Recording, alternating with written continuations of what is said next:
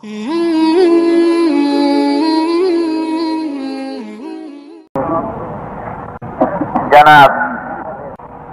साहिब सदर हजरात उलमाए किराम सम्मानित सुधी बृंद उपस्थित आमार इस्लाम प्रिय कुरआन प्रियासी मुस्लिम भाइरा पर्दार आড়ালের মা ও বোনেরা আসসালামু আলাইকুম ওয়া রাহমাতুল্লাহ। মহান আল্লাহ রাব্বুল আলামিনের দরবারে লাখো কোটি শুকরিয়া জ্ঞাপন করি যে মহান আল্লাহকে আমাদেরকে 5 দিন ব্যাপী তাফসীরের মাহফিলের আজকের দ্বিতীয় দিবসে হাজির হওয়ার তৌফিক এনায়েত করলেন। সেই মহান মাহবুদের দরবারে অত্যন্ত বিনয় অবনত চিত্তে শুকরিয়া জানাচ্ছি। সবাই পড়েন আলহামদুলিল্লাহ।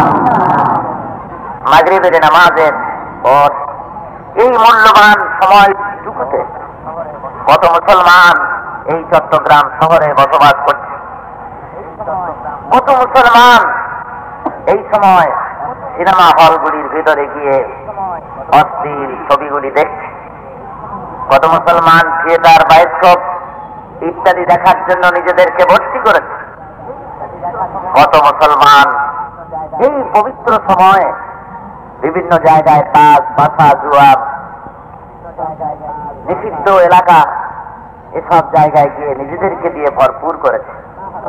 ঠিক সেই সময়টুকুনে যে মহান আল্লাহ রাব্বুল আলামিন তার কোরআন শরীফ জানার জন্য এই বেহেশতের বাগিচায় আমাদেরকে হাজির করলেন, সেই আল্লাহর শুকরিয়া আদায় না করে পারা যায় না। কি বলেন, ঠিক না?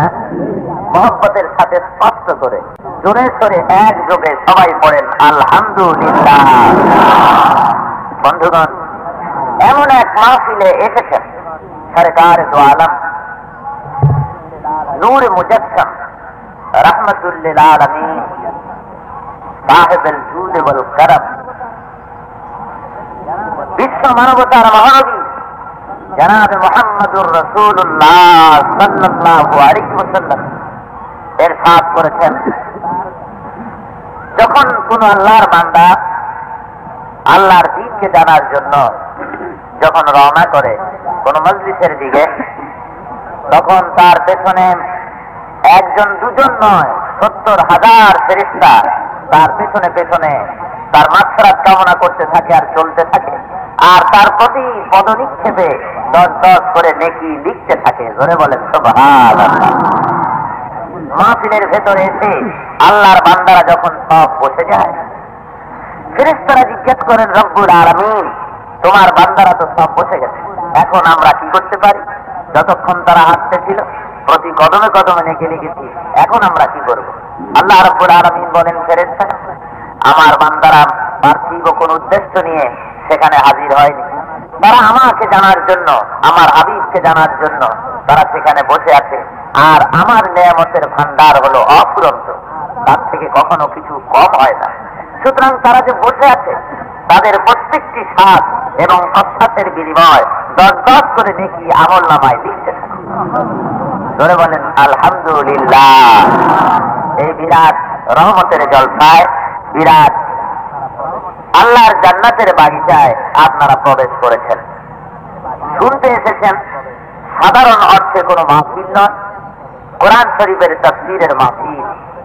কোরআন শরীফ যা আল্লাহ দান করেছেন গোটা বিশ্ব মানবতার মুক্তি সনদ হিসাবে আল্লাহ দান করেছেন। এর এক নাম হলো হেদায়েত, এক নাম হলো ফুরকান, এক নাম হলো যিকর। অনেকগুলি নাম এর বলা হয়েছে। ফুরকান বলা হয় সেই জিনিসকে, আল ফারকু বাইনাল হক ওয়াল বাতিল, যা হক এবং বাতিল, সত্য এবং অসত্য, মঙ্গল এবং অমঙ্গল, কল্যাণ এবং অকল্যাণ, সত্য এবং মিথ্যার ভেতরে পার্থক্য সূচিত করে যে জিনিস, তার নাম হলো ফুরকান। ধরে বলেন, তার নাম কি? ফুরকান। বিশ্ব মানবতাকে অন্যায় অসত্য থেকে ফিরিয়ে রাখার জন্য গোটা বিশ্ব জুড়ে কোরআন শরীফ তার দাওয়াত পেশ করেছে। সে দাওয়াত সার্বজনীন, সে দাওয়াত বিশ্বজনীন। কোরআন শরীফ যে দাওয়াত পেশ করেছে বিশ্ব মানবতার কাছে, তা কোনো বিশেষ জাতিকে নয়, তা বিশেষ কোনো এলাকার লোকদের জন্য নয়, বরং কিয়ামত পর্যন্ত এর আবেদন স্থায়ী এবং জাতি, ধর্ম, স্থান, কাল, পাত্র, বর্ণ, গোত্র নির্বিশেষে বিশ্ব মানবতার জন্য এসেছে মুক্তির মহা সনদ কোরআনে হাকিম। ধরে বলেন আলহামদুলিল্লাহ। সেই কালামুল্লাহ শরীফ থেকে গতকাল আমি আপনাদের সামনে পেশ করেছি সেই কথাগুলি, যে এই মহান গ্রন্থ থেকে কারা হেদায়েত পেতে পারবে সে কথাগুলি কালকে বলেছি। কি কয়টি শর্ত থাকলে কোরআন শরীফ থেকে হেদায়েত নেওয়া যায় আপনাদের মনে আছে? কয়টি তো বলুন তো।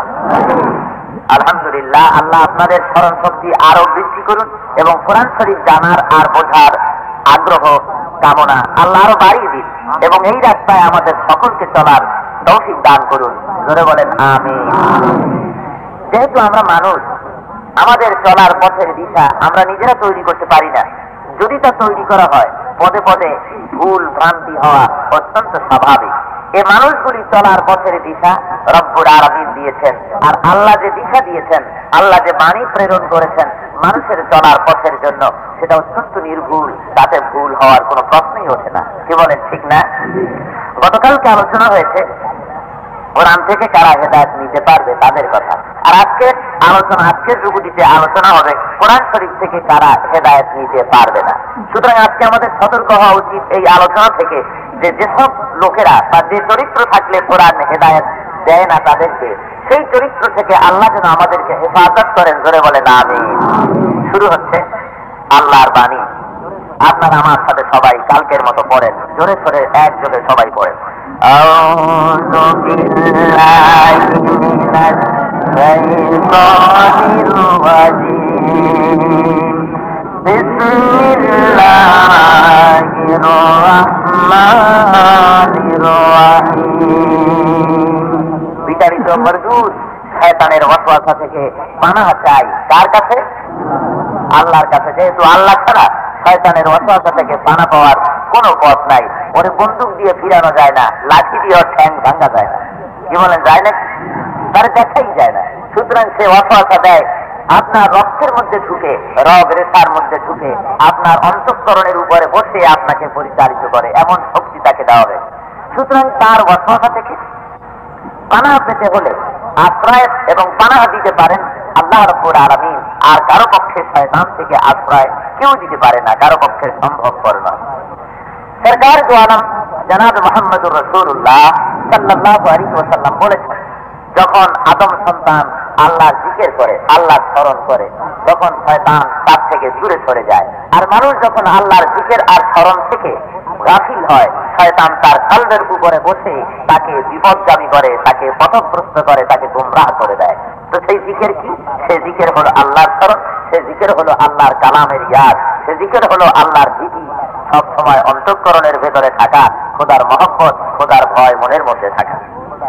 তো সেই বিতাড়িত মজবুত শয়তানের ওয়াসওয়াসা থেকে পানা চাই, যাতে করে কোরআন শোনাকালীন, শ্রবণকালীন আমাদের মন মগজ ইদিক সিদিক যাতে করে না যায়। সেজন্য আল্লাহর কাছে বলছি, আল্লাহ তোমার কোরআন যতক্ষণ শুনবো আমাদের মন মগজের একাগ্রতা কোরআনের দিকে ফিরিয়ে রেখো। বলুন আমিন।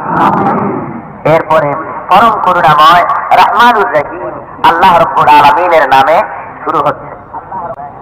وَمِنَ النَّاسِ مَن يَقُولُ آمَنَّا بِاللَّهِ وَبِالْيَوْمِ الْآخِرِ وَمَا هُمْ بِمُؤْمِنِينَ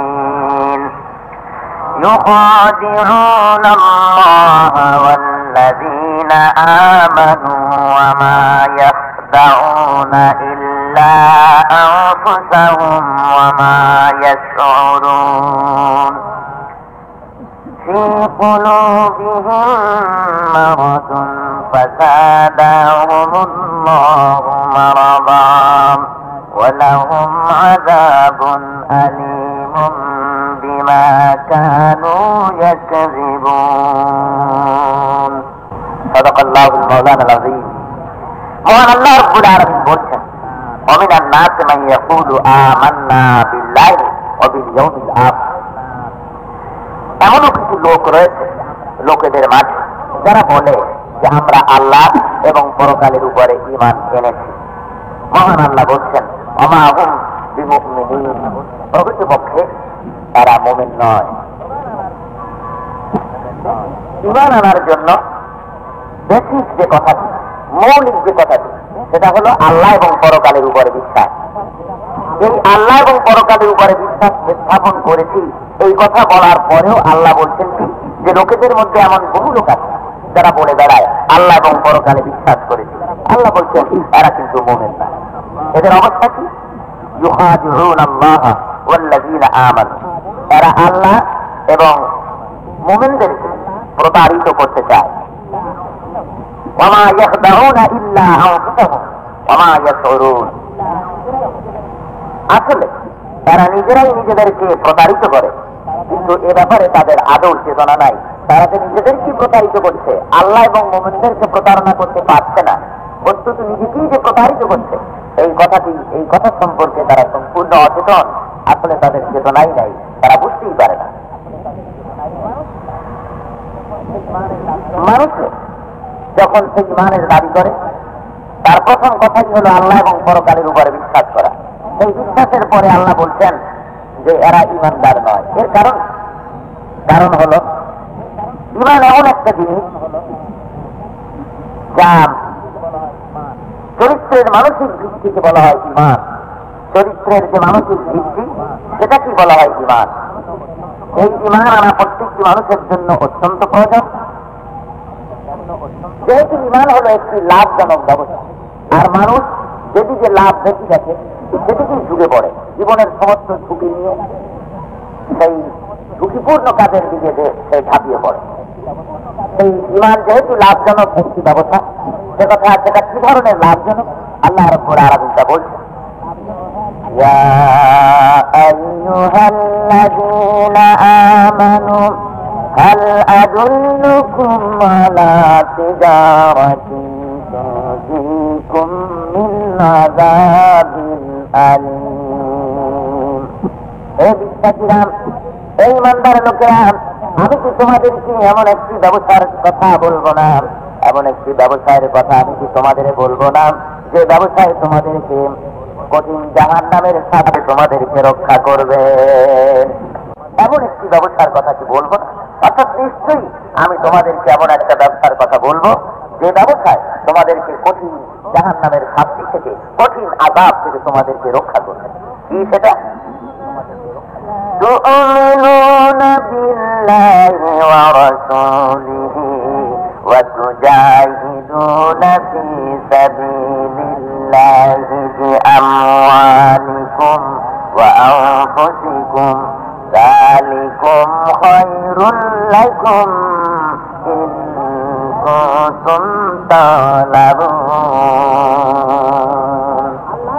সেটা হলো আল্লাহর প্রতি ঈমান, রাসূলের প্রতি ঈমান, আর আমার রাস্তায় জানার মাল দিয়ে জিহাদ করা। এর ভিতরে তোমাদের কল্যাণ নিহিত। যদি তোমরা ইসলামকে বুঝে থাকো, যদি তোমরা ব্যাপারটা বুঝে থাকো, তাহলে মনে রেখে দিও, জেনে রেখো, এই তিনটা জিনিসের ভিতরে তোমাদের কল্যাণ নিহিত। ঈমান অত্যন্ত লাভজনক ব্যবসা, এমন লাভ তিজারাতান লান তাবুর, যে ব্যবসায় কখনো মানুষ ক্ষতিগ্রস্ত হয় না। সেই ব্যবসা দিয়ে কি হবে? কিয়ামতের দিন জাহান্নামের শাস্তি থেকে তুমি রক্ষা পাবে, কঠিন শাস্তি থেকে তুমি বাঁচবে। ধরে বলেন আলহামদুলিল্লাহ। এখন এই ঈমানের ফায়দা কি? ঈমানের প্রয়োজনীয়তা, ঈমানের দরকার। আল্লাহ রাব্বুল আলামিন বলছেন, শোনো, ঈমানের প্রয়োজনটা মান আমিলা সালিহান মিন যাকারিন আও উনসা ওয়া হুয়া মুমিনুন ফাউলাইকা ইয়াদখুলুনাল জান্নাহ। ঈমান এর প্রয়োজনীয়তা এই জন্য, যেহেতু যেই ব্যক্তি, সে পুরুষ হোক আর নারী হোক, যে ঈমান আনলো এবং নেক কাজ যারাই করলো, রব্বুল আলামিন বলেন এরা হবে জান্নাতবাসী। আমি রব্বুল আলামিন তাদেরকে জান্নাতে ঢুকাবো, তারা জান্নাতের অধিবাসী হবে। জোরে বলেন আমিন। পুরুষ হোক আর নারী হোক, যখন সে ঈমান আনবে আর আমলে সালেহ করবে, তখন নিঃসন্দেহে সে ব্যক্তিকে আল্লাহ রব্বুল আলামিন কিয়ামতের দিন জান্নাতবাসী করবেন। ঈমানের প্রয়োজনীয়তা এখানে যে মানুষ অন্যায় অসত্যকে বাদ দিয়ে জীবনের মানসিক ভিত্তিকে গড়ে তুলবে, আল্লাহ পরিপূর্ণ বিশ্বাসী হয়ে জীবন গড়বে খোদার কথা অনুযায়ী। ইমানের উপকারিতা কি? ইমানের উপকারিতা সম্পর্কে আল্লাহ বলছেন, আল্লাহু ওয়ালিয়্যুল্লাযীনা আমানু ইউখরিজুহুম মিনাজ যুলুমাতি ইলান নূর। ইমানের উপকারিতা হলো আল্লাহ মানুষের বন্ধু, ইমানদারদের বন্ধু। আল্লাহ ইমানদারদের কি ধরে কন? ইমানদারদের তিনি বন্ধু। তিনি তাদেরকে বেঈমানির অন্ধকার থেকে, বেঈমানির চরম অন্ধকার থেকে তিনি তাদেরকে টেনে আনেন আলোর পথে, মুক্তির সন্ধান দেন, মুক্তির পথে নিয়ে আসেন। সুতরাং ইমানের উপকারিতা এখানে যে বেঈমানের চরম অন্ধকারের ভেতর থেকে রব্বুল আলামিন মানুষগুলিকে ইমান যে আনলো তাকে সাথে সাথে এক আলোর সন্ধান তাকে দিয়ে দিলেন, নাজাতের সন্ধান তাকে দিয়ে দিলেন। আর এই ইমানের প্রতিদান হিসাবে কিয়ামতের দিন আল্লাহ রাব্বুল আলামিন তার বান্দাদেরকে জান্নাতের স্বাদ গ্রহণ করাবেন, জান্নাত তাদের কিসমতে হবে। ইমান আনলে পরে তাদের জন্য কি নিয়ামত রয়েছে? আখিরাত তো সে তো কিয়ামতের দিন ইমানের বদলায় কিয়ামতে সে আল্লাহর জান্নাত পাবে। এই দুনিয়ায় কি পাবে? আল্লাহ বলছেন, শোনো, ইমান যে ব্যক্তি আনবে, যারা ইমান আনবে, সেই ইমানের দাবিদার যে সমাজ, তাদের জন্য কি নিয়ামত আমার পক্ষ থেকে থাকে, শোনো। আল্লাযীনা আমানু ওয়া লাম ইয়ালবিসু ঈমানাহুম বিযুলমিন উলাইকা লাহুমুল আমনু ওয়া হুম মুহতাদুন। যারা ঈমান এনেছে এবং ঈমানের সাথে যারা শিরক মিশায় নাই, অর্থাৎ যারা আল্লাহকে সার্বভৌমত্বের মালিক বলে ধরে নিয়েছে, লা ইলাহা ইল্লাল্লাহ, সার্বভৌমত্বের একচ্ছত্র মালিকানা আল্লাহর, এই কথা যারা স্বীকার করে নিয়েছে এবং এই কথা স্বীকার করার পরে যারা আল্লাহর সাথে কোনো অংশ স্থাপন করেনি, যারা একমাত্র খোদার কাছে সাহায্য কামনা করেছে, যারা মানুষের কাছে অন্য কারো কাছে সাহায্য প্রার্থনা করেনি, যারা ঈমানের সাথে আল্লাহর সাথে কোনো শিরক স্থাপন করেনি, মহান আল্লাহ বলেন তারা নিশ্চয়ই আমি আল্লাহ রাব্বুল আলামিন তাদেরকে নিরাপত্তার অধিকারী করি এবং সব পথ তাদেরকে আমি দান করি। তারা একটা নিরাপত্তাপূর্ণ সমাজ পায়, সেই সমাজের মধ্যে কোন রকমের অশান্তি থাকে না, মারামারি কাটাকাটি থাকে না, এমন একটা সুন্দর সমাজ আমার পক্ষ থেকে তাদেরকে দেওয়া হয় ঈমানের বদলায়, ঈমানের প্রতিদানে। আরো কি হয়?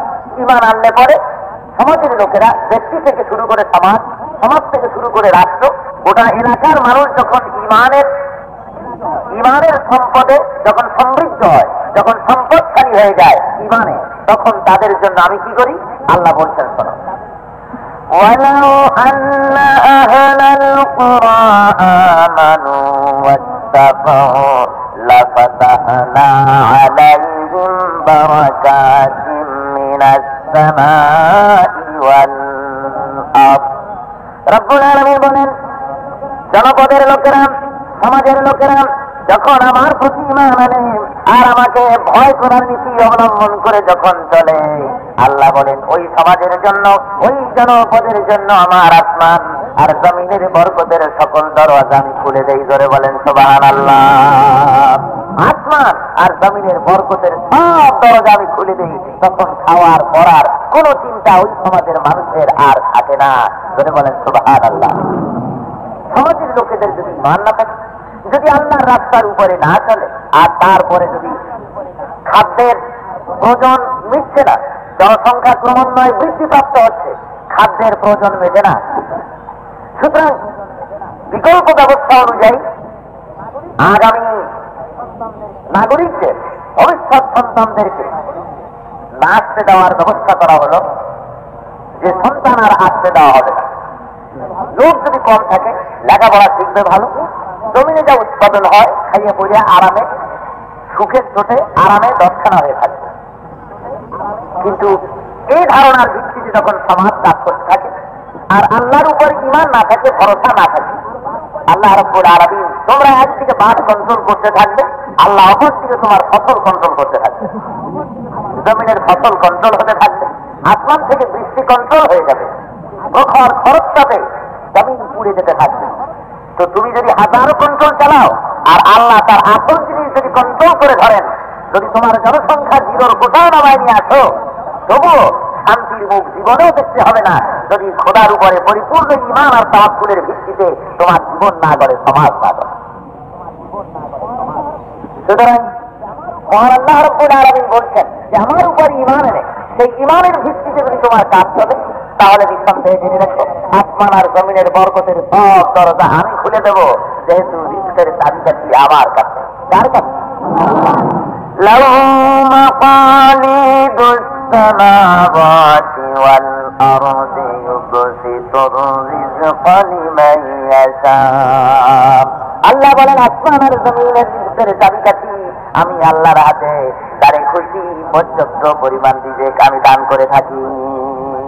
এটা আমার হাতে, আমার খুশি। সুজলা সুফলা স্বচ্ছ শ্যামলা শ্যাম কুন্তলা স্বর্ণ প্রথমী সোনার বাংলা। আস্তে আস্তে করে ফসল কমে যেতে যেতে নদী শুকাচ্ছে, জ্বর হচ্ছে, আস্তে আস্তে খাবার কমে যাচ্ছে, মানুষ ক্ষুধার যন্ত্রণায় অস্থির হচ্ছে, বেকার সমস্যা দিন দিন বাড়ছে। আর ওই দেখুন আজকের সৌদি আরবিয়ার দিকে তাকান, মরুভূমি, বালু আর বালু, পাহাড় আর পাহাড়, সবুজ এমন দেশ নয়, অথচ খাইয়া ভুলাইতে পারে না। লোক যদিও কম, আল্লাহ এমন দেওয়া দিচ্ছে যার কোনো আর শেষ নাই। কেন দিলেন? কদিন আগেও তারা উটের দুধ বিক্রি করেছে, ভেড়া বিক্রি করেছে, যাযাবরের জীবন যাপন করেছে। যখন কোরআনের শাসন প্রণয়ন করেছে, কোরআনের শাসন যখন প্রবর্তন করেছে, আল্লাহ রাব্বুল আলামিন আসমান আর জমিনের বরকতের দরজা খুলে দিলেন। এমন দেওয়া দিচ্ছে মানুষেরা কয় তেল কয় দিন, তেলের মতো করে যখন ফুরায় যাবে আবার দুধ বিক্রি করে খাওয়া লাগবে।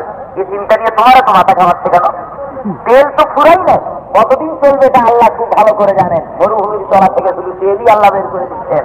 এরপরে সোনার খনি যেটা বার করেছেন, ওরা এই পর্যন্ত সে খনিতে বিসমিল্লাহ করেনি, ছুঁয়েই কি সেরকম বিচার বাড়ছে। কাজে আল্লাহ যখন খাওয়াবেন এভাবেই খাওয়াতে পারেন। সেজন্য প্রয়োজন কি? ঈমানের। ধরে বলেন কি প্রয়োজন? এই ঈমান, এগুলো হচ্ছে ঈমানের প্রতিদান। আল্লাহ রাব্বুল আলামিনের তরফ থেকে ভীতিহীন নিরাপত্তাপূর্ণ সমাজ ব্যবস্থা লাভ এবং খাদ্যের নিশ্চয়তা, সকল দিক থেকে আল্লাহর পক্ষ থেকে এগুলি পাওয়া যায়। এই প্রতিদানগুলো পাওয়া যায় ঈমানের বদলায়। কিন্তু ঈমান আনার পরেও আমরা এই লক্ষ কোটি কোটি জনতা ঈমান আনার পরেও আজকে যে অশান্তি ভোগ করছি, আজকে যে চরমভাবে অশান্তি ভোগ করতেছি, ব্যক্তিতে, পরিবারে, সমাজে, রাষ্ট্রে তথা আন্তর্জাতিক জীবনে এই যে চরম বিপর্যয় ঘটছে, এর একমাত্র কারণ হলো মুনাফিকি। ধরে বলেন একমাত্র কারণ কি? ঈমান আমরা এনেছি, ঈমানের দাবিতে দাবিদার, কিন্তু মুনাফিকির রোগে পড়েছে এমন ভাবে যে মুনাফিকির রোগের কারণে আল্লাহ রাব্বুল আলামিন তার ওয়াদা আমাদের জন্য, তার ওয়াদা কার্যকরী হচ্ছে। আসুন মূল কথায়, ومن الناس من يقول آمنا بالله وباليوم الآخر وما هم بمؤمنين। লোকেদের মধ্যে এমন লোক রয়েছে যারা বলে যে আমরা ঈমান এনেছি আল্লাহর উপরে। মহান আল্লাহ রাব্বুল আলামিন বলছেন ওরা বলে আল্লাহ এবং পরকালের পরে বিশ্বাস স্থাপন করি, কিন্তু আসলে তারা ঈমানদার নয়, তারা মুমিন নয়। কারণ হলো তাদের মুখের কথার সাথে আর কাজের সাথে কোনো মিল নাই। মুনাফিকেরা কলেমা পড়ে জাহান্নামাল হেফাজতের জন্য। কথা বুঝতে পেরেছেন? মুনাফিক কলেমা বাস দাঁড়িয়ে গেলেন নামাজ পড়তে। তারপরে ঈদের নামাজ যখন আসলো, বছরের ভিতরে দুইবার পত্রিকার প্রথম পৃষ্ঠায় আসলো অমুক সাহেব প্রথম কাতারে দাঁড়িয়ে আছেন নামাজ পড়াবার জন্য। নামাজ তিনি পড়ছেন এই দৃশ্যটা জনগণকে দেখাবার জন্য। নামাজ যদি পড়ে তো লোককে দেখাবার জন্য, দান সৎকা যদি করে তাও লোক দেখাবার জন্য, আর ঈমান আনে জানমাল হেফাজতের জন্য। এই হলো মুনাফিকদের চরিত্র। এই চরিত্রের ভিত্তিতে তারা অগ্রসর হতে থাকে। মুনাফিকরা কিছুদিন তার প্রতারণার গোলক ধাঁধায় লোকদেরকে সমাবিষ্ট করে রাখতে পারে বটে, কিন্তু বেশি দিন তা থেকে না। অল্প দিনের ভিতরে তার সেই মোহ ছিন্ন ভিন্ন হয়ে গিয়ে লোকেদের কাছে সে ধরা পড়ে যায় যে আসলে তো এটা মুনাফিক। মুনাফিক কারে বলে? মুনাফিক হলো ভালো জিনিসটাকে উপরে রেখে তার মন্দ জিনিসকে গোপন করে, মন্দটাকে গোপন রেখে ভালোটাকে প্রদর্শন করে বেড়ানো। এটা হলো মুনাফিকির একটা দৃষ্টান্ত। যেমন কোন মানুষ যদি হেমন্তকালে পদ্মা নদীর পাড়ে যায়, তাহলে সে দেখবে যে কি সুন্দর স্বচ্ছ পানি। পানির অন্তত 20-25 হাত তলা পর্যন্ত দেখা যাচ্ছে স্বচ্ছ পানি। যে ব্যক্তি হেমন্তকালে পদ্মার এই দৃশ্য দেখবে সে ভাববে পদ্মা কত সুন্দর, কোনো আবর্জনা নাই, কোনো জঞ্জাল নাই, কত স্বচ্ছ শরীর। সে তার ভিতরে বক্ষে ধারণ করেছে, চলছে, দেখে আনন্দ ফুর্তিতে পদ্মার গুণকীর্তন গাইতে গাইতে বাড়ি ফিরে আসলো। এই লোকটি যখন জ্যৈষ্ঠ মাসে অথবা প্রত্যেক মাসে অথবা শ্রাবণ মাসের খরস্রোতা পদ্মা, প্রমত্তা পদ্মা, যৌবনবতী পদ্মা যখন তার দুকুল ছাপা পানি নিয়ে কুলুকুলু নাদে বয়ে যাবে, আর উত্তর গগনে কাল বৈশাখী দুলুক জিহ্বা বিস্তার করে দিয়ে যখন ঝড় ছুটিয়ে দিবে, কাল বৈশাখের প্রচন্ড লীলা যখন শুরু হবে, নদীর সমস্ত পানিগুলি যখন তরঙ্গায়িত হবে, হেমন্তকালের সেই দর্শক আজকে নদীর তীরে দাঁড়িয়ে দেখবে সর্বনাশ। হেমন্তকালে দেখলাম 15 হাত নিচ পর্যন্ত সাদা, একদম পানি আর পানি, কোনো জঞ্জাল নাই। আর আজকে দুটি তরঙ্গের আঘাতে ভেতর থেকে এত জঞ্জাল আসলো, বুকের মধ্যে এত জঞ্জাল রাখা, উপরে পরিষ্কার একটা আবরণ সেদিন তুই রাখা, মোনাফিকি করছিলি রে পদ্মা।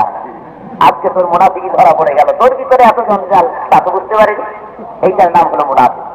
ভিতরে অত্যন্ত খারাপ, ভিতরে মনে মনে করতে চাচ্ছে একটা, আর বাইরে মানুষের সামনে অত্যন্ত ধর্মভীরু ইত্যাদি প্রদর্শন করিয়ে ধর্মের নাম নিয়ে নিজের কার্য সিদ্ধির জন্য প্রচেষ্টা চালানো, এটাই হলো মুনাফিকি একটা সবচেয়ে বড় দৃষ্টান্ত।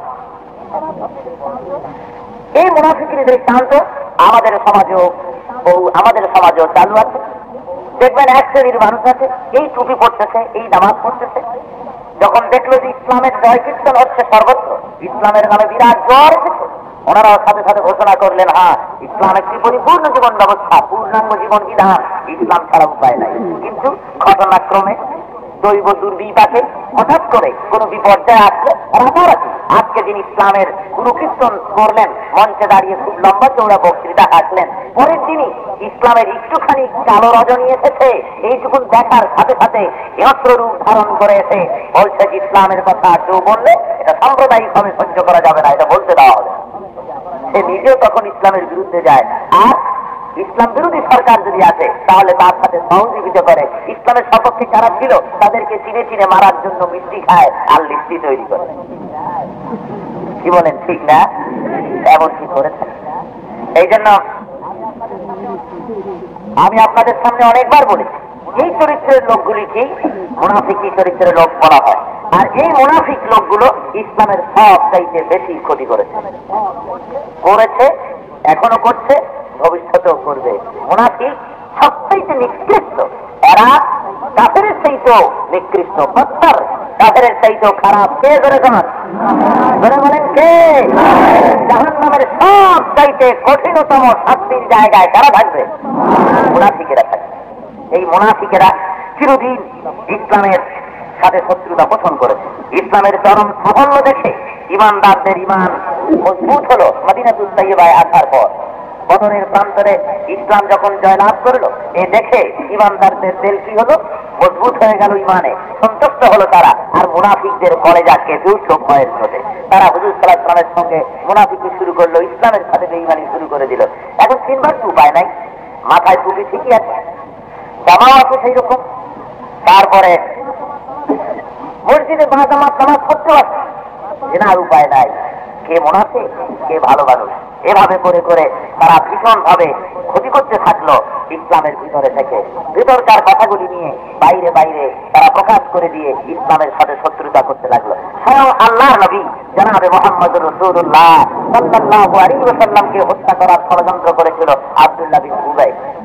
তার লোকজন নিয়ে তাবুকের যুদ্ধে হুজুর সাল্লাল্লাহু আলাইহি ওয়াসাল্লাম যখন যাচ্ছিলেন, ফেরার পথে তাকে পথে আক্রমণ করবে এবং সে পথে তাকে শেষ করে দেবে, এই চিন্তাধারার ভিত্তি নিয়ে লোকজন পাঠিয়ে দিয়েছিল। আল্লাহর জিবরাইল তাকে জানিয়ে দিয়েছিলেন সরকার দো আলমকে, এই এই রঙের, এই এই ধরনের, এই এই নামের লোকগুলি পথে পাশে আপনার জন্য অপেক্ষা করবে, আপনাকে হত্যা করার জন্য। আপনি সে ব্যাপারে সতর্ক থাকবেন। জিবরাইল আলাইহিস সালাম আসতেন এবং মুনাফিক সম্পর্কে সরকার দো আলম বিশ্ব মানবতার মহানবী জনাবে মুহাম্মদুর রাসূলুল্লাহ সাল্লাল্লাহু আলাইহি ওয়াসাল্লামকে সতর্ক করে দিয়ে যেতেন।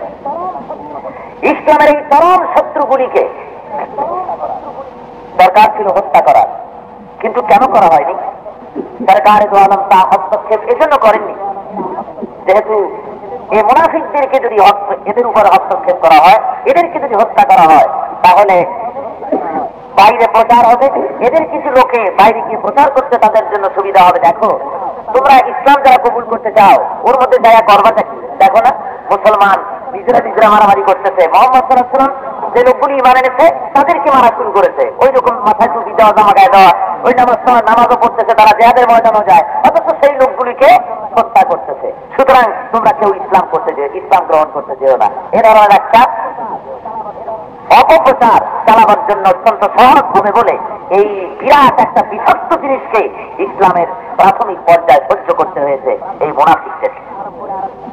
মহান আল্লাহ রাব্বুল আলামিন স্পষ্ট করে বলছেন, ইউহাদিউনা আল্লাহ ওয়াল্লাযীনা আমানু ওয়া মা ইয়াখদাউনা ইল্লা আনফুসাহুম ওয়া মা ইয়াশউরুন। আল্লাহ এবং ঈমানদারদেরকে এরা প্রতারিত করতে চায়, ধোঁকা দিতে চায়, কিন্তু এরা বোঝে না যে ধোঁকা তো আল্লাহকে দিতে পারছে না, ধোঁকা আসলে নিজেদেরকে দিচ্ছে। কিয়ামতের দিন তাদের সব জারি জুরি ধরা পড়বে, আর কিয়ামতের দিন জাহান্নাম ছাড়া কোনো গত্যন্তর তাদের থাকবে না। ফি কুলুবিহিম মারাদুন ফাযাদাহুমুল্লাহু মারাদা ওয়ালাহুম আযাবুন আলীমুন বিমা কানু ইয়াকযিবুন। তাদের মনের মধ্যে, তাদের অন্তঃকরণের মধ্যে একটা ব্যাধি আছে। এই ব্যাধিটাকে আল্লাহ আরো বর্ধিত করে দিয়েছেন। ওয়ালাহুম আযাবুন আলীমুন বিমা কানু ইয়াকযিবুন। আর তারা যে মিথ্যা কথা বলে তার প্রতিফল স্বরূপ কিয়ামতের দিন তাদের জন্য রয়েছে কঠিন শাস্তি।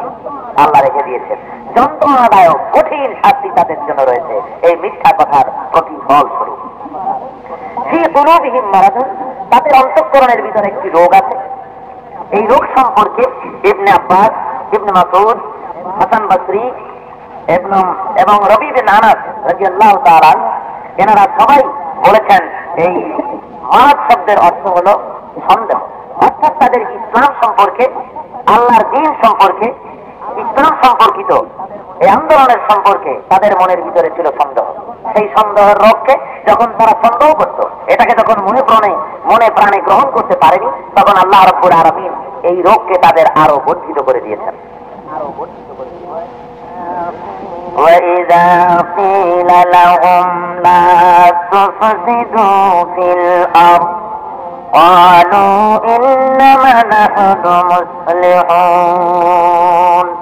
এই লোকগুলিকে যখন বলা হয় যে তোমরা জমিনের উপরে বিপর্যয় সৃষ্টি করো না, জমিনের উপরে ফসল সৃষ্টি করো না, তখন তারা বলে আমরা তো ইসলাহকারী, আমরা তো সংশোধনকারী, আমরা তো বিপর্যয় সৃষ্টি করি না, আমরা তো ভালো ভালো কাজ করছি। মহান আল্লাহ রাব্বুল আলামিন এদের সম্পর্কে বলছেন যে এদের ধারণা হলো হাল নুনাব্বিউকুম বিল আখসারিনা আমালা, আমি কি তোমাদেরকে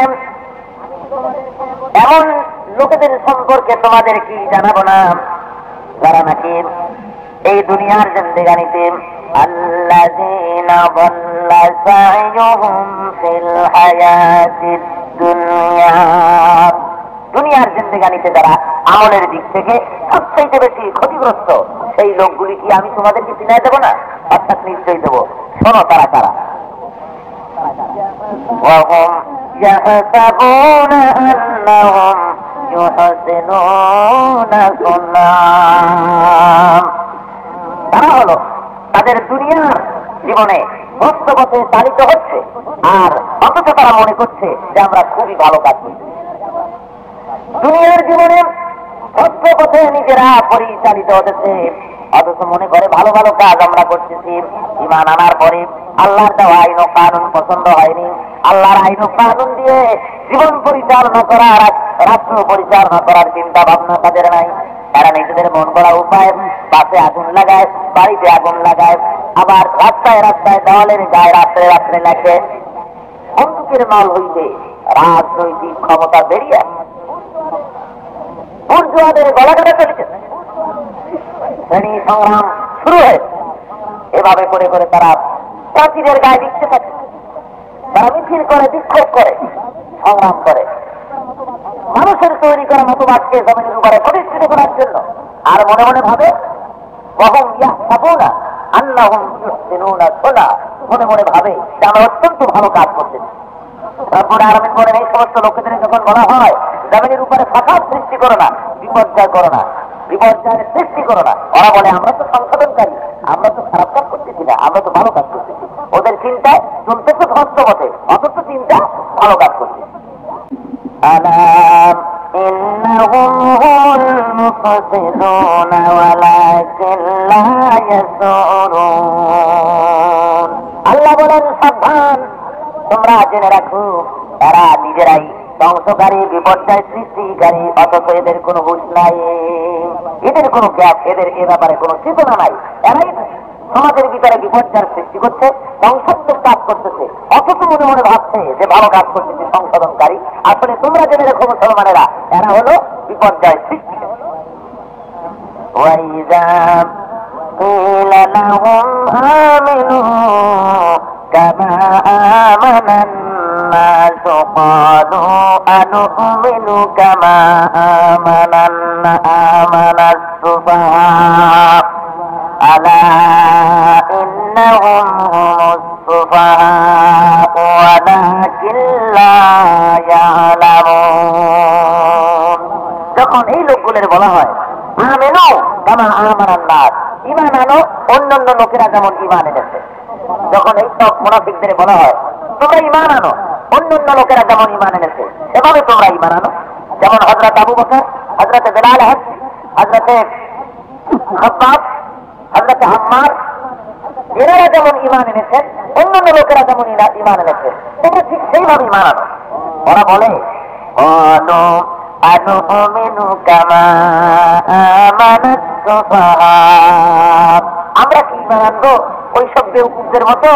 ধরে বলেন নাউযুবিল্লাহ, আমরা এই বেওকুফদের মতো ঈমান আনবো নাকি ওই নির্বোধদের মতো ঈমান আনবো? এদের ধারণায় হযরত আবু বকর, হযরত বেলাল হাবশী, হযরত খাব্বাব, হযরত আম্মার, হযরত সুমাইয়া রাদিয়াল্লাহু তাআলা আনহুম, এই সমস্ত সাহাবায়ে কেরামরা এরা ঈমান এনেছে। আর নির্বোধ মানুষ, বোকা মানুষ, তা না হলে পরে ঈমান এনে প্রকাশ্য ময়দানে খোলাখুলি বলা যে আমি ঈমান এনেছি, লা ইলাহা ইল্লাল্লাহ মুহাম্মাদুর রাসূলুল্লাহ, এই কলেমার ভিত্তিতে সমাজ গড়বো, জীবন গড়বো, এই কথা এত বলার দরকারটা কি? কলেমা পড়তেছে মনে মনে থাক, গোপনে গোপনে কাম করো, আল্লাহ বিল্লাহ করো, হিকমতের সাথে কোন কোরাগলি আবিষ্কার করে সেই পথে আস্তে করে ভেস্তে চলে যাও। অত কথা দিয়ে কাম কি? রাষ্ট্র খেলবে, সমাজ খেলবে, দাওয়াত হবে না, হাদিয়া তহবা পাওয়া যাবে না, কমলা লেবু, তারপরে মুরগির জান, এই সবার কিসমতে জুটবে না, চাকরি থাকবে না, লাইসেন্স পারমিট নষ্ট হয়ে যাবে। অত সব দিয়ে কামটা কি? তার থেকে ইসলাম কবুল করেছে, টুপি একটা মাথায় দেওয়া হয়েছে। এই হলো তাদের চিন্তাধারা। তাই তারা বলছে তুই বেওকুফদের মতো ঈমান আনবো আমরা। এরাই হলো বেওকুফ, এরাই হলো নির্বোধ। ওরা যে নির্বোধ এ কথাটুকু ওরা বোঝে না। ওরা যে নিজেরা বেওকুফ, ওরা যে নিজেরা নির্বোধ সে বুদ্ধিটুকুনো তাদের নাই, এই এহসাস নাই, ফিলিংস নাই, অনুভূতি নাই, নিজেরা যে নির্বোধ ওরা তা বুঝতে পারছে। ঈমান আনলাম মনে মনে, আর এই ঈমানের একটুখানি কথা বলে একটু কলেমা পড়িয়া অমনি বেহেশতে যাবা? মহান রব্বুল আলামিন বলেন আম হাসিবতুম আন তাদখুলুল জান্নাতা ওয়া লাম্মা ইয়াতিকুম মাসালুল লাযীনা খালাউ মিন ক্বাবলিকুম মাসসাতহুমুল বা'সাউ ওয়াদ-দাররাউ ওয়া যুলজিলু হাত্তা ইয়াকুলুর রাসূলু والذين آمنوا معه متى نصر الله أم حسبتم أن تدخلوا الجنة কি হে তোমরা ভেবেছো নাকি, চিন্তা করেছো নাকি যে তোমরা বেহেশতে চলে যাবে? কে বলছে? আল্লাহ। ধরে বলেন কে? আল্লাহ বলছেন ভেবেছো নাকি, চিন্তা করেছো বেহেশতে চলে যাবে? কখন? ওয়ালাম্মা ইয়াতিকুম মাসালুল লাযীনা খালাউ মিন ক্বাবলিকুম মাসসাতহুমুল বা'সাউ ওয়াদ-দাররাউ, তোমাদের পূর্বে যারা এই জমিনে এসেছিল দিন প্রতিষ্ঠার জন্য, তারা যে কষ্ট, মুসিবত, দুঃখ উঠাইছে, সেই দুঃখ, কষ্ট, মুসিবত কিছুই তুমি ঝুঁকি গ্রহণ করবে না। আর মনে করেছো যে ঈমান এনেছে এই কথার দাবি করে বেহেশতে চলে যাও?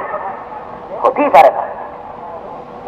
সে সময় দ্বীনের দাওয়াত দিতে গিয়ে এত অত্যাচার হয়েছে, যার জন্য মুসলমানেরা পয়গম্বরেরা তারা বলেছেন কি হাত্তা ইয়াকুলুর রাসূল ওয়াল্লাযীনা আমানু মাহু মাতা নাসরুল্লাহ। পয়গম্বর এবং তার সাথী সঙ্গে যারা তার উপর ঈমান এনেছে, তার সাথে আল্লাহর পরে যারা ঈমান এনেছে, ওই লোকগুলি বিপদ মুসিবত সহ্য করতে না পেরে, কাফেরদের নির্যাতন সহ্য করতে না পেরে চিৎকার মেরে বলেছে মাতা নাসরুল্লাহ। হে আল্লাহর পয়গম্বর, আল্লাহর মদদ কখন হবে সহ্য তো করতে পারি না। এই অবস্থার সৃষ্টি তোমার জীবনে হলো না একবারও, আর বেহেশতে চলে যাবে, আর এদেরকে বেওকুফ মনে করো। মহান আল্লাহ রাব্বুল আলামিন জমিনে দৃষ্টান্ত দেখালেন। উহুদের ময়দানে সাহাবায়ে কেরামরা কাফেরদের বিরুদ্ধে লড়াই করতেছেন। জিহাদের ময়দানে কাফেরদের বিষাক্ত তীর তরবারির আঘাতে জর্জরিত হয়ে আল্লাহর হাবিবের কাছে এসে চোখের পানি ফেলে বলছেন, ইয়া রাসূলুল্লাহ, ইয়া হাবিবাল্লাহ, কাফেরদের বিষাক্ত তরবারি আর তীরের আঘাতে শরীর জর্জরিত হয়ে গেছে, যুদ্ধ করতে পারি না, মাতা নাসরুল্লাহ, আল্লাহর মদদ কখন আসবে আত্মসহ্য করতে পারছি না। আল্লাহর হাবিব নিজের পবিত্র শরীরের জামা খুলে ওদের পাদদেশে গোড়াগড়ি দিলেন, বললেন, ও সাহাবীরা, আমার শরীরের পরশ লেগেছে উহুদের পাদদেশে, এই জমিনের পরে তোমরা এই জায়গায় একটুখানি শরীর লাগায় নাও, আমার শরীর ইজ্জতে রব্বুল আলামিন তোমাদের শরীর ভালো করে দেবেন। আর মনে রেখে দিও, এখনই মাতা নাসরুল্লাহ বলতেছো, ওই অত্যাচার এখনো তো আসে নাই, ওই বিপদ ও মুসিবত এখনো তো তোমার উপরে আসে নাই। যখন মুসলমানদের অত্যাচারের চোটে তাদেরকে প্রাণবায়ু বহির্গত হয়েছে, তাদের করাত দিয়ে ফেলা হয়েছে, জবাহ করা হয়েছে, তোমরা যখন ওই ধরনের পরীক্ষায় পাস করতে পারবে, রব্বুল আলামিন সঙ্গে সঙ্গে তোমাদের শোনায় দিবেন, আলা ইন্না নাসরাল্লাহি কারীব। জেনে রেখো, আমার মদদ অতি নিকটবর্তী। ধরে বলেন আলহামদুলিল্লাহ। কোন পরীক্ষা দেবে না, নিজেরা ঈমান আনবা, শুধু নামাজ আর রোজা একটু করবা। আর যারা নাকি দিনের কাজ করতে গিয়ে কারাবরণ করলো, দিনের কাজ করতে গিয়ে লাইসেন্স পারমিট নষ্ট হয়ে গেল, জালাওয়াতন হলো, হিজরত করতে হলো, বছরের পর বছর বাইরে কাটাতে হলো, যারা নিজেদের জীবনকে শেষ করে দিল খোদার রাস্তায়, আর সেই সব লোকগুলিকে তোমরা বেওকুফ মনে করো, কি আশ্চর্য। জেনে রেখে দিও, ঈমান এনেছি এটা বললেই হলো না। আহাসিবান নাসু আন ইউতরাকু আন ইয়াকুলু আমান্না ওয়া হুম লা ইউফতানুন। লোকেরা ভেবেছে নাকি ঈমান এনেছি এই কথা বলার সঙ্গে সঙ্গে আমি তাদেরকে মুমিন বলে সার্টিফিকেট দেব, আর কোন পরীক্ষা করব না, এটা মনে করেছো নাকি? ও মিয়ারা ভালো করে শুনে নাও, ঈমানের দাবিদার যখনই হবে, কলেমা যখন পড়বে, লা ইলাহা ইল্লাল্লাহু মুহাম্মাদুর রাসূলুল্লাহ। জোরে বলেন, লা ইলাহা ইল্লাল্লাহ, লা ইলাহা ইল্লাল্লাহ, লা ইলাহা ইল্লাল্লাহ মুহাম্মাদুর রাসূলুল্লাহ।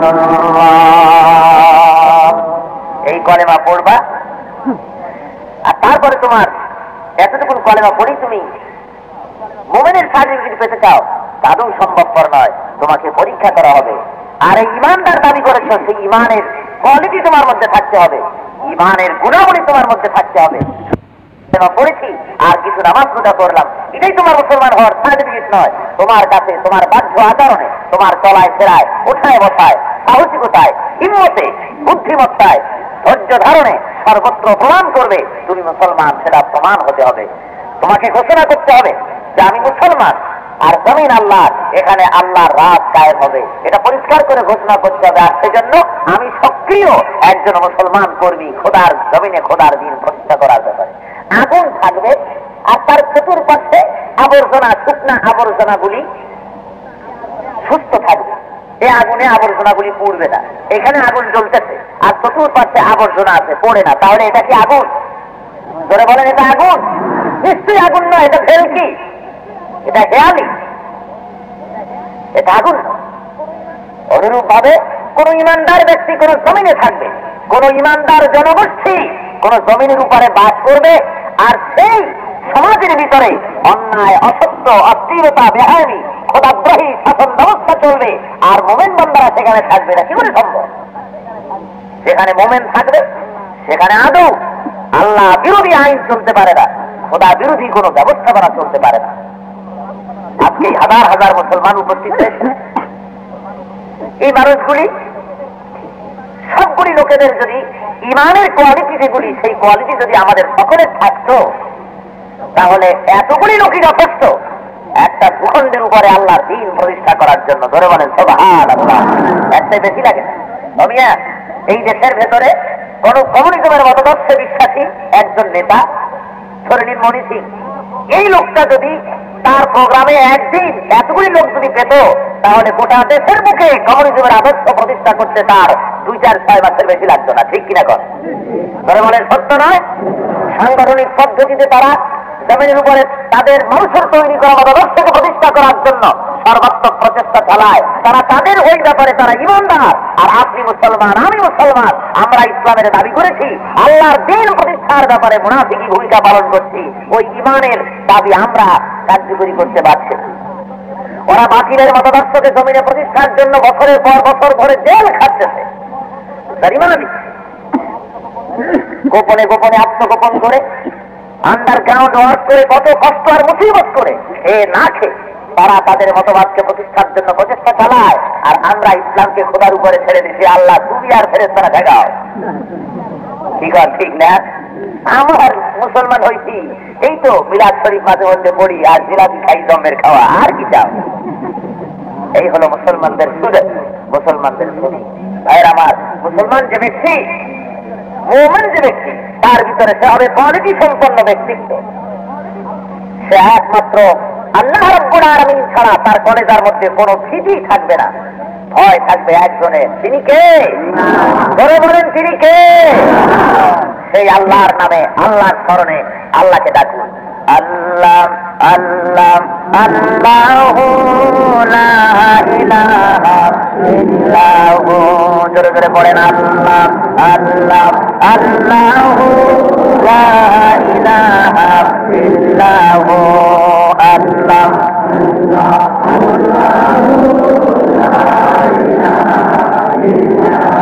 মোহাম্মদের সাথে বলেন আল্লাহ আল্লাহ আল্লাহু লা ইলাহা ইল্লাহু। আল্লাহ আল্লাহ আল্লাহু লা ইলাহা ইল্লাহু। ইমান আনার পর ভয় থাকবে একমাত্র আল্লাহর। আগুনের ভয় নাই, পানির ভয় নাই, সাপের ভয় নাই, জেলের ভয় নাই, জরিমানার ভয় নাই, অত্যাচারের ভয় নাই, পীরের ভয় নাই, মৌলানার ভয় নাই, প্রেসিডেন্টের ভয় নাই, মন্ত্রীর ভয় নাই, সব দুনিয়ার কামান ও বন্দুকের ভয় নাই। মোমেনের ভয় একটা। কয়টা? সে ভয় কার? এই ভয় যখন মুসলমানের ভেতরে আছে, আর কারো ভয় যখন থাকে না, সে তখন মুমিন হয়। আর যখন আল্লাহর ভয় ছাড়া অন্য কাউকে ভয় করতে শেখে, তখন তার ভিতরে সেই ঈমানের জোর থাকে না, নষ্ট হয়ে যায়, সে তখন মুনাফিকে পরিণত হয়ে যায়। তুমি আগুনকে ভয় করবে কি কেন? ওই আগুনের উপরে প্রচন্ড ক্ষমতা চলে কার? আগুনের ভিতরে হযরত সাইয়েদনা ইব্রাহিম আলাইহিস সালামকে যখন ফেলে দেওয়া হচ্ছিল, আগুনের ভিতরে, এই প্রচন্ড আগুনের মধ্যে ইব্রাহিমকে ফেলানো হচ্ছে। ফেরেশতারা বলছে, ইব্রাহিম আমার কাছে সাহায্য চাও, আগুনগুলো উঠাইয়া নমরুদের গোষ্ঠী সাফ করে দেই। হযরত ইব্রাহিম বলেছেন, আল্লাহ ছাড়া অন্য কোন শক্তির কাছে সাহায্য চাইতে জীবনে শিখি নাই, তোমার কাছে সাহায্য কেন চাইব? শুনে রাখো, আল্লাহ ছাড়া কারোর সামনে মাথা আমি কোনোদিন নত করি নাই। ফেরেশতায় কয়, তাহলে আল্লাহর কাছে দোয়া করো যেন আল্লাহ তোমারে বাঁচান। হযরত ইব্রাহিম বলেন, আমি এখন কঠিন পরীক্ষায় পড়ে গেছি। ফেরেশতা, পরীক্ষার সময় চিৎকার করো না, সরে যাও। আমি কেন আল্লাহরে ডেকে বলবো? আমি তো এমন খোদার, এমন আল্লাহর ইবাদত করি না যে আল্লাহ তার নিজের চোখে তার গোলামের দুঃখ আর কষ্ট না দেখে। বিরাট পরীক্ষা আমি পড়েছি, ডিস্টার্ব করো না, সরে যাও। পরীক্ষায় পাস হয়ে গেছে রব্বুল আলামিন। সাথে সাথে ঘোষণা করে দিলেন, ইয়া নারু কুনি বারদাও ওয়া সালামান আলা ইব্রাহিম। সবাই পড়েন, ইয়া নারু কুনি বারদাও ওয়া সালামান আলা ইব্রাহিম। রাগো ইব্রাহিমের জন্য শান্তিদায়ক ঠান্ডা হয়ে যা। আল্লাহর হুকুম হয়ে গেছে, আগুনের 14 গোষ্ঠীর ক্ষমতা আছে, ইব্রাহিমকে পোড়াবার পারে না। আল্লামা ইকবাল, বিশ্ব কবি আল্লামা ইকবাল রহমতুল্লাহ আলাইহি সুন্দর করে বলেন, আজ ভি হো জো ইব্রাহিম কা ইমা পয়দা, আজ ভি হো जो इब्राहिम का इमा पैदा आज कर सकती है एक अंदाज गुलिस्तां पैदा। ইব্রাহিমের ইমান যদি আজও কোথাও হয় বিদ্যমান, করতে পারেন অগ্নিকুণ্ডে খুবসুরত এক গুলিস্তান। ইব্রাহিমের ইমান তোমার ভিতরে যদি আজও থাকে, ইব্রাহিমের মতো ইমান আনো আর সংগ্রামে ঝাঁপিয়ে পড়ো, আল্লাহর দ্বীন জমিনে কায়েম করার প্রচেষ্টা করো, মুনাফিকি বর্জন করে দাও। এর জন্য যদি আগুনে ফেলানো হয়, রব্বুল আলামিন বলেন, আমি আগুন থেকে তোমারে বাঁচাইতে পারি, সেই আল্লাহ আজও আমি আছি। কি বলেন, নাই সেই আল্লাহ? না বয়স বেশি হওয়ার কারণে চোখে আজকে কম দেখে, লাঠি বর্ষণ দিয়ে হাতে, নাউযুবিল্লাহি মিন যালিক। বরং আল্লাহু লা ইলাহা ইল্লা হুয়াল হাইয়ুল কাইয়্যুম। জোরে পড়েন, আল্লাহু লা ইলাহা ইল্লা হুয়াল হাইয়ুল কাইয়্যুম। তিনি ছাড়া কোনো ইলাহ নাই, তিনি সার্বভৌমত্বের মালিক, সদা জাগ্রত, চিরঞ্জীব। এই মহান আল্লাহ রাব্বুল আলামিনের সামনে মাথা নত করো। আগুনের উপরে কবজা তার চলে, পানির উপরে কবজা তার চলে, তিনি ছাড়া আর কারো ক্ষমতা নাই। ক্ষমতা সবটুকুনি তার। কার?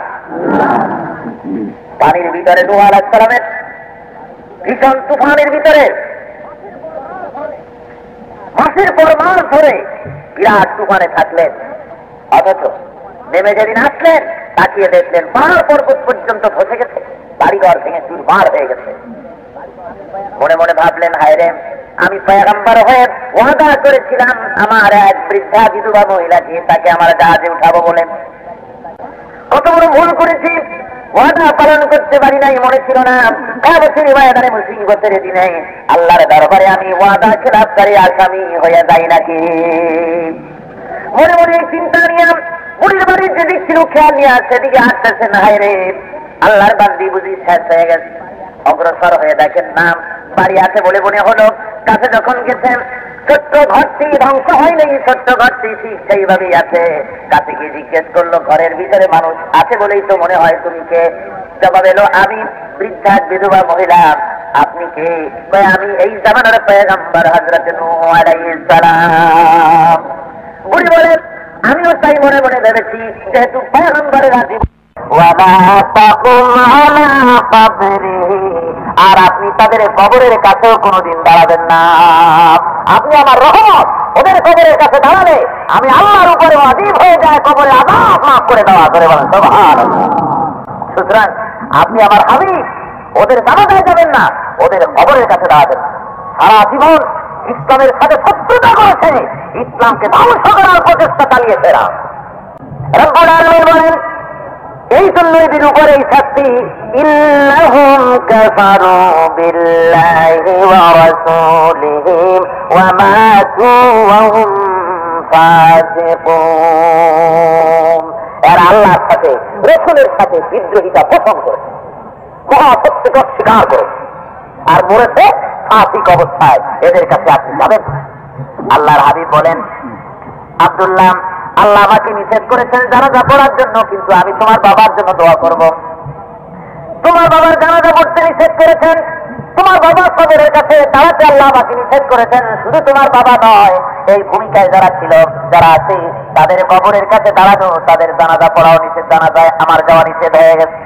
শুনে রাখো, তবে আমি তোমার বাবার জন্য দোয়া করব, আমি তার জন্য আল্লাহর কাছে মাগফিরাত কামনা করব।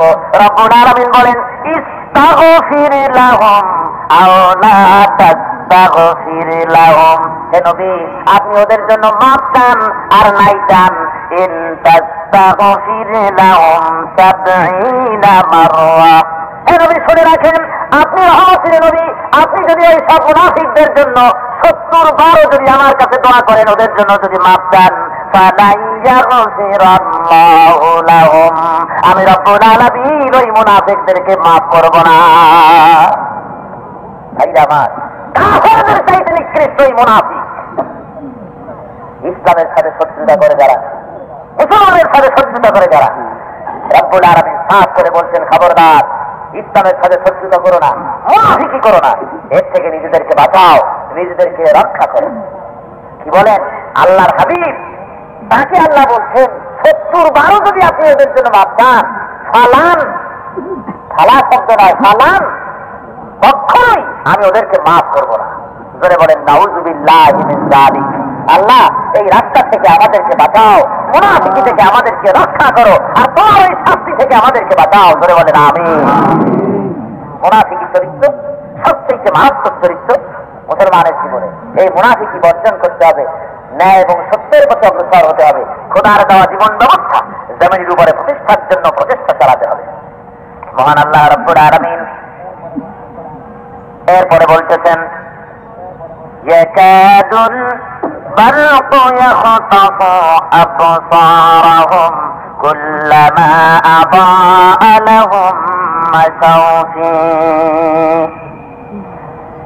বিদ্যুতের চমক এদের অবস্থা এতই সংকটাপূর্ণ হয়ে পড়েছে যে মনে হচ্ছে তাদের দৃষ্টিশক্তি নষ্ট হয়ে যাবে। যখন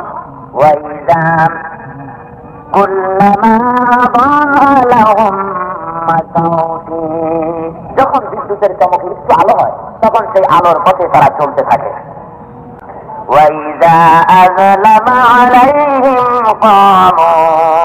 আর যখন অন্ধকার সমাচ্ছন্ন হয়ে যায়, তখন থমকে দাঁড়ায়।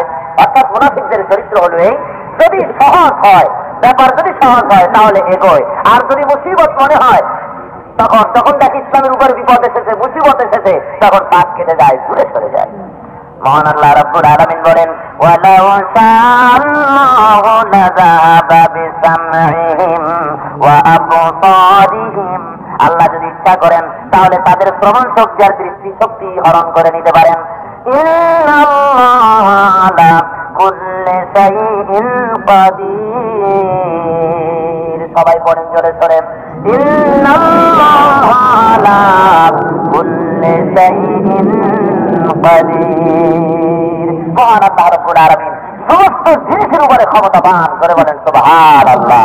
সুতরাং আজকের এই বিশদ আলোচনার দ্বারা বুঝতে পারলাম, কোরআন শরীফ দিয়ে হেদায়েত পেতে পারে ৬টা গুণ থাকলে। করে বলেন কয়টা? ৬টা গুণ। আর কোরআন থেকে হেদায়েত পাবে না একটা দোষ থাকলে। কয়টা দোষ? একটা। সেটার নাম কি?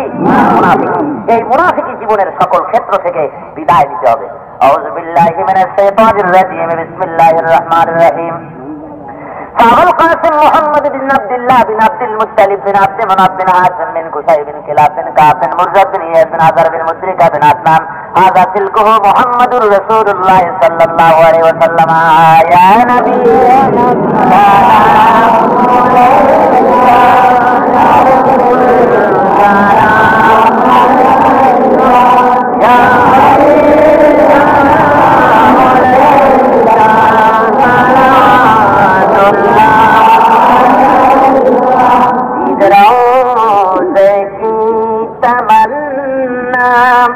दिल में है यही तराना, वो कैसे मदीना जाना, बेकल दीने दीवाना।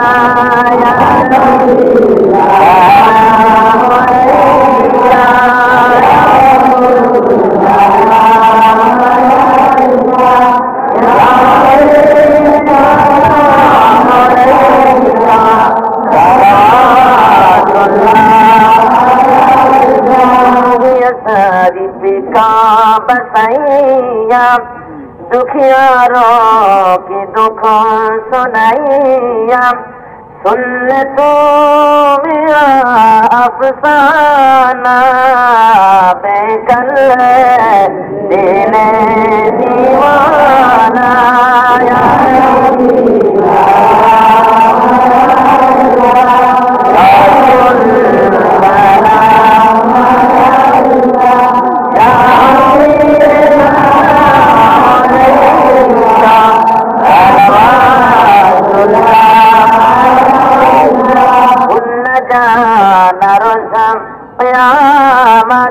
हम है खाने सफात हमसे भी करम फरमाना बेकल है दिल दीवाना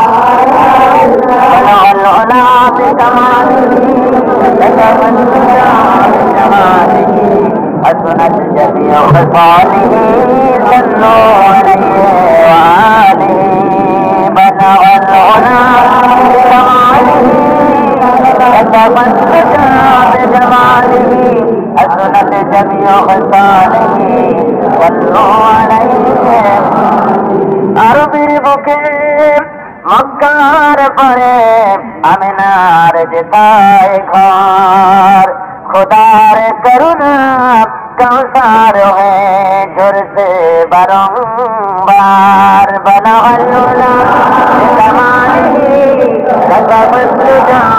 जमाली हसनत जमियो खसाली सल्लु अलैहि वाली बैत से आज मोलाए हवा धीरे धीरे बोएगे চলেছে এ মধুর গান ধন্য তুমি ধন্য হে মহানবী এ ধরার মহান বলা কামালিহি কতবত জাত জামালিহি হসনত জমিও হসানিহি সাল্লু আলাইহি ওয়া আলিহি বন্ধুগণ মুনাজাত হবে যারা দাঁড়িয়ে আছেন বসেন দাঁড়ানো মানুষ সব বসে পড়ুন মোনাজাতে অংশগ্রহণ করুন প্রতিদিন কোরআন শরীফের ভেতর থেকে অত্যন্ত জরুরি জীবনের প্রতিটি পরতে পরতে সে কথাগুলি আপনাদের সামনে রাখা হচ্ছে গতকাল হয়েছে আজ হবে কালকে কোরআন শরীফের নাজিলের উদ্দেশ্য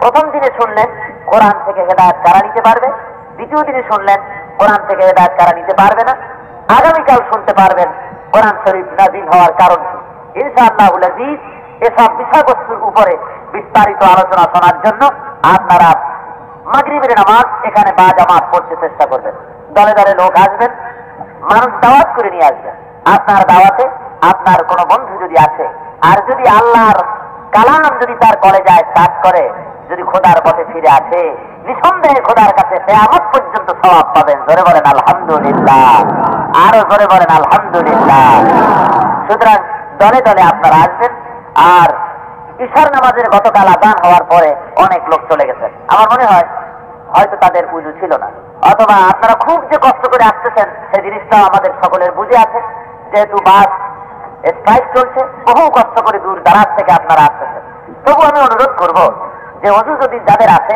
মেহেরবানি করে আপনারা আযান হয়ে গেলে পরে এত বড় জামাত ছাড়বেন না কত মুমিন বান্দা কত আল্লাহর ওলি এই মাহফিলের ভিতরে বসে আছেন আপনি আমি চিনি না কি বলেন ঠিক না মুমিন বান্দাদের সাথে মিশে বসছি এই ছবিটা অবিনশ্বর এই ছবি ধরা পড়ে গেছে আল্লাহর ক্যামেরায় কিয়ামতের দিন এই মাহফিলে বসেছিলাম কোরআনের তাফসীরের মাহফিলে বসেছিলাম একত্রিত বা জামাত নামাজ পড়েছিলাম জীবনের কোন আমল যদি কার্যকরী না হয় হতে পারে এটাও একটা কিয়ামতের দিন নাজাতের জারিয়া হয়ে যেতে পারে ভাইরা আমার কিয়ামতের দিন রব্বুল আলামিন তার বান্দাকে বেহেশতে দেওয়ার জন্য আল্লাহ রব্বুল আলামিন বাহানা খুঁজবেন হতে পারে সেই বাহানার ভিতরে এটাও একটা কারণ হয়ে যেতে পারে কিয়ামতের দিন নাজাতে এই জন্য বলছি জামাত ছেড়ে কেউ যাবেন না আপনারা মেহেরবানি করে আযান যখন হয়ে যাবে তার বন্দী হয়ে দাঁড়ায় যাবেন যাদের উজু নাই চট করে দৌড়ে গিয়ে উজুর ব্যবস্থা যেখানে কর্তৃপক্ষ করেছেন সেখানে আপনারা উজু করে নামাজের জন্য প্রস্তুতি নেবেন আর দলে দলে আগামীকাল আসবেন ইনশাআল্লাহুল আজিজ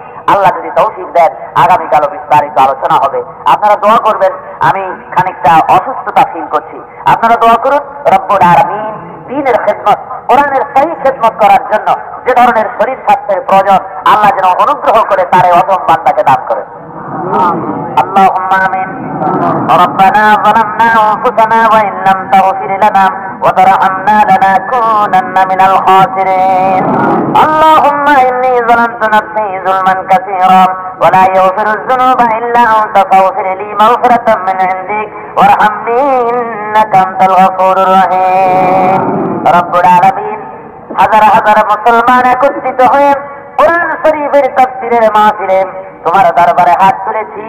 আয় আল্লাহ, তোমার কুদরতি নজর দিয়ে তাকায় দেখো তোমার বান্দারা গুনার বোঝা মাথায় নিয়ে শিবের মতো, কাঙ্গালের মতো, ভিক্ষুকের মতো ছোট ছোট দুইখানা হাত নিয়ে তোমার আলিশান দরবারে আমরা হাত উঠাইছি।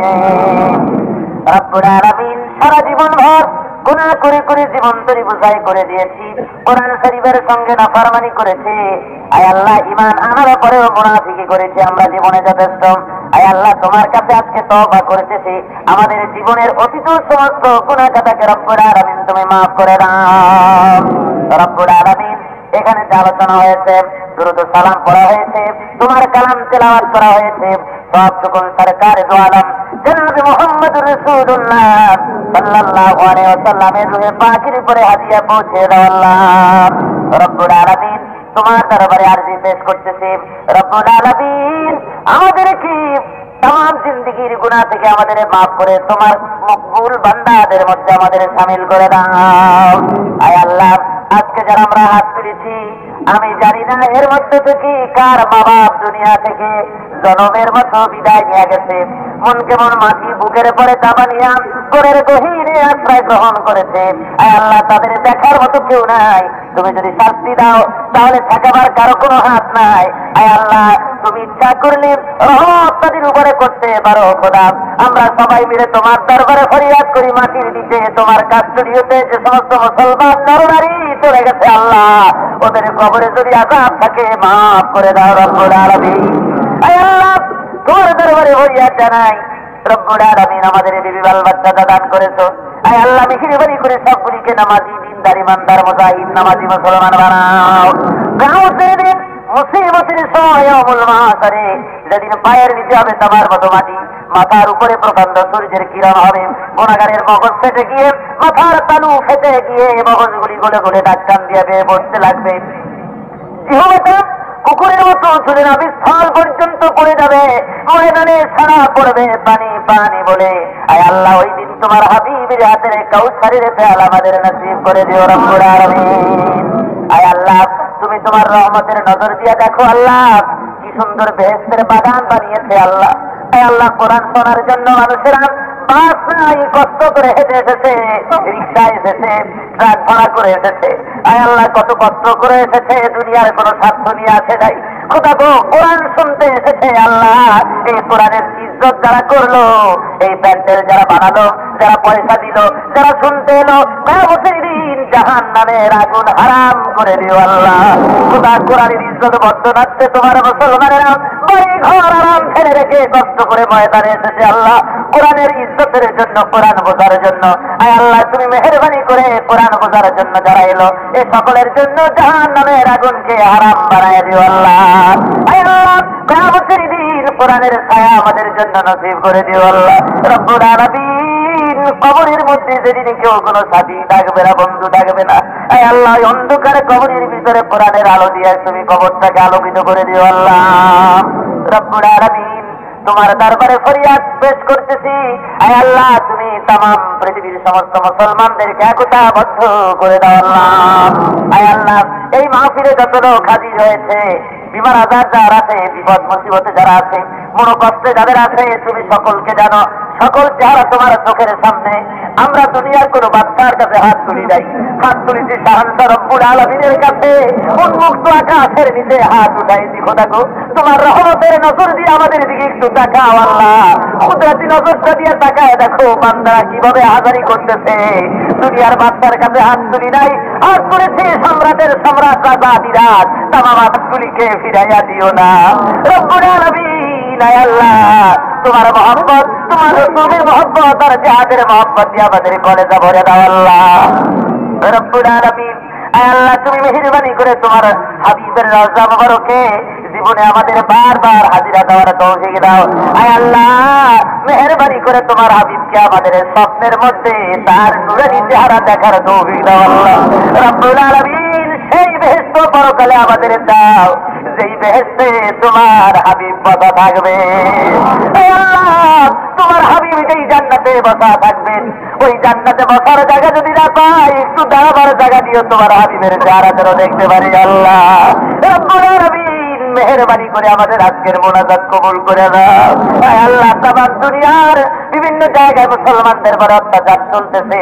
আয় আল্লাহ মুসলমানদের হেফাজত করো, আফগানের মুসলমানদের পরে হেফাজত করো, রহমত করো, বার্মার মুসলমানদের পরে রহম করো। আয় আল্লাহ উগান্ডার মুসলমানদের প্রতি রহম করো। তামাম দুনিয়ার ভিতরে মুসলমান যত জায়গায় নির্যাতিত নিপীড়িত হচ্ছে তাদের বাঁচাও। ভারতের মুসলমানদেরকে হেফাজত করো আল্লাহ, সমস্ত মুসলমানদেরকে তুমি রহমত করো আল্লাহ। আয় আল্লাহ আর একটা মোনাজাত আর একটা দোয়ার কথা মনে পড়ে গেল। খোদা গো মানুষটাই আপনজন কাছে নিয়ে সবচাইতে প্রিয়জন যিনি তাকে কাছে নিয়ে বুকে জড়ায় ধরে আঁকড়ে ধরে মনের আবেদন আবেগ তার কাছে প্রকাশ করেন। সমস্ত মুসলমানের সবচাইতে প্রিয়জন আপনজন তুমি আল্লাহ, তুমি আমাদের সবচাইতে আপন। তুমি ধরা ছোঁয়ার বাইরে তোমাকে ধরা যায় না, ছোঁয়া যায় না। আমাদের এই দুর্বলতা তুমি বুঝে আমাদের জন্য তোমার ঘর দিয়েছো, বাইতুল্লাহ শরীফ মক্কায় তুমি দিয়েছো। আয় আল্লাহ তোমার এই নিয়ামত থেকে মুসলমানদেরকে মাহরুম করে দিও না। আয় আল্লাহ কিয়ামত পর্যন্ত তোমার এই ঘরকে ইবাদত করো। আমরা দূরের থেকে হাজার হাজার মাইল দূর থেকে দৌড়ায় যাইয়া তোমার এই ঘরটার কাছে গিয়া মুলতাজমে তোমার ঘরের চৌকাঠ ধরে কান্দি চোখের বাড়ি ফেলাই। এই নিয়ামত থেকে আমাদেরকে বঞ্চিত করো না আল্লাহ। আল্লাহ কাবা শরীফের উপরে যারা হামলা করে তাদেরকে হেদায়েত নসিব করে দাও আল্লাহ। আয় আল্লাহ তুমি কাবাকে ইবাদত করো, তোমার হাবিবের রওজা মুবারক মুসলমানদের জন্য শ্রেষ্ঠ নিয়ামত। আয় আল্লাহ তোমার হারামাইন শরীফাইন নবীর রওজা মুবারক আর তোমার ঘর তুমি আপন কুদরতে হেফাজত করে দিও আল্লাহ রব্বুল আলামিন। আজকের মাহফিলে যেই সমস্ত মুসলমানদের দিলের মধ্যে তামান্না আছে তোমার ঘর দেখার, তোমার হাবিবের রওজা দেখার, টাকা নাই পয়সা নাই, খোদা তুমি তো রহমত করতে পারো। আল্লাহ দয়া করে প্রত্যেকটা মুসলমানকে তোমার হাবিবের ঘর দেখাও, তোমার ঘর দেখাও, তোমার হাবিবের রওজার কিনারে দেয়া সালাম দেওয়ার তৌফিক দিয়ে দাও। আয় আল্লাহ মদিনার রাসূলের মহব্বতে কাঁদতেছি, আমাদের দুঃখের পানি আমাদের কান্নার আওয়াজ রাসূলের কানে মদিনাতুল তয়্যিবায় পৌঁছায়া দাও। রব্বুল আলামিন মুনাজাতকে ফিরাইয়া দিও না। রব্বানা তাকাব্বাল মিন্না ইন্নাকা আনতাস সামিউল আলিম ওয়া তুব আলাইনা ইন্নাকা আনতাত তাওয়াবুর রহিম। সুবহানা রাব্বিকা রাব্বিল ইজ্জাতি আম্মা ইয়াসিফুন ওয়া সালামুন আলাল মুরসালিন আলহামদুলিল্লাহি রাব্বিল আলামিন। ওয়াজআল আখিরা কালিমাতা ইনদাল মাউত লা ইলাহা ইল্লাল্লাহু মুহাম্মাদুর রাসূলুল্লাহ। ত্যাগ আর অন্তরের গভীর অধ্যায় থেকে উৎসাহিত আস্থার অনন্য দৃষ্টান্ত।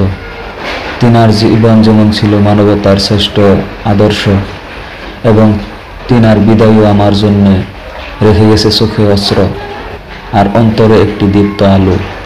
তিনার প্রতিটি পদচিহ্ন প্রতিটি বাণী আজও আমাদের পথ চলার প্রেরণা হয়ে আছে। তিনার ইন্তেকাল আমাদেরকে শিখিয়ে যায় জীবনের সব থেকে কঠিন মুহূর্তে কিভাবে আল্লাহর প্রতি ভালোবাসা রেখে ধৈর্য ধারণ করা যায় এবং প্রতিজ্ঞা করি আমরা যেন ওনার আদর্শ বুকে ধারণ করে সত্যিকারের উম্মত হয়ে উঠতে পারি। আল্লাহ আমাদের সবাইকে সেই নবী সাল্লাল্লাহু আলাইহি ওয়াসাল্লামের প্রকৃত ভালোবাসা অর্জনের তৌফিক দান করুন, আমিন। আসসালামু আলাইকুম ওয়া রাহমাতুল্লাহ।